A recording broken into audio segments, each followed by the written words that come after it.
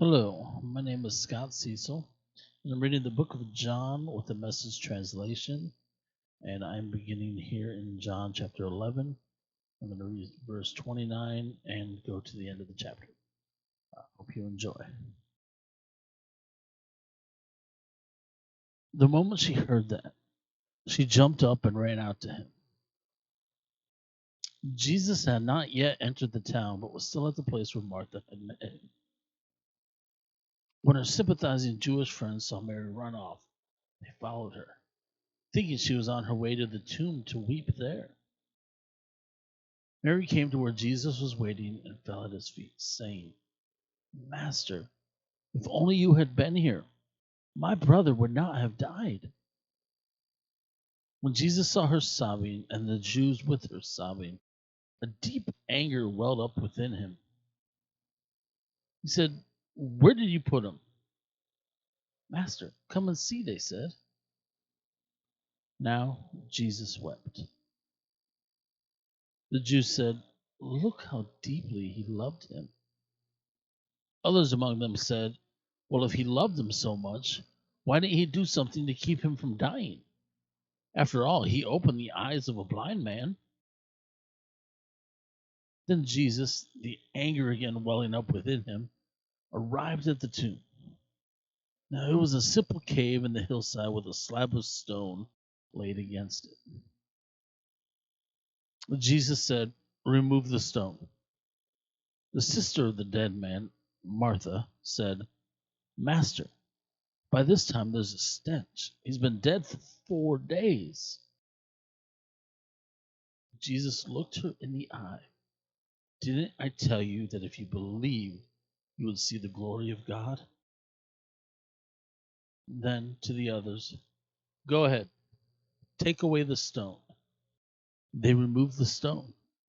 Jesus raised his eyes to heaven and prayed, Father, I'm grateful that you have listened to me. I know you always do listen, but on account of this crowd standing here, I've spoken so that they might believe that you sent me. Then he shouted, Lazarus, come out. And he came out, a cadaver, wrapped from head to toe, and with a kerchief over his face. Jesus told them, Unwrap him and let him loose. That was a turnaround for many of the Jews who were with Mary. They saw what Jesus did and believed in him. But some went back to the Pharisees and told on Jesus. The high priests and Pharisees called a meeting of the Jewish ruling body. What do we do now? They asked. This man keeps on doing things, creating God signs.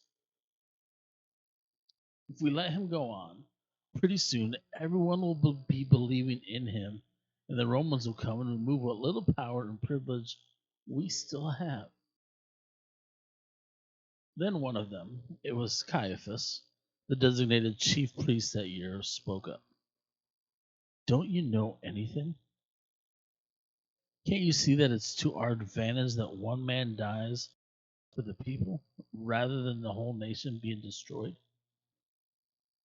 He didn't say this of his own accord, but as chief priest that year, he unwittingly prophesied that Jesus was about to die sacrificially for the nation. And not only for the nation, but so that all God's exiles, scattered children, might be gathered together into one people. From that day on, they plotted to kill him. So Jesus no longer went out in public among the Jews. He withdrew into the country, bordering the desert to a town called Ephraim, and secluded himself there with his disciples. The Jewish Passover was coming up. Crowds of people were making their way from the country up to Jerusalem to get themselves ready for the feast. They were curious about Jesus. There was a lot of talk of him among those standing around in the temple. Well, what do you think? You think he'll show up at the feast or not?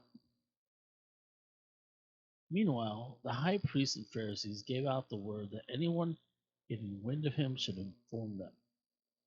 They were all set to arrest him.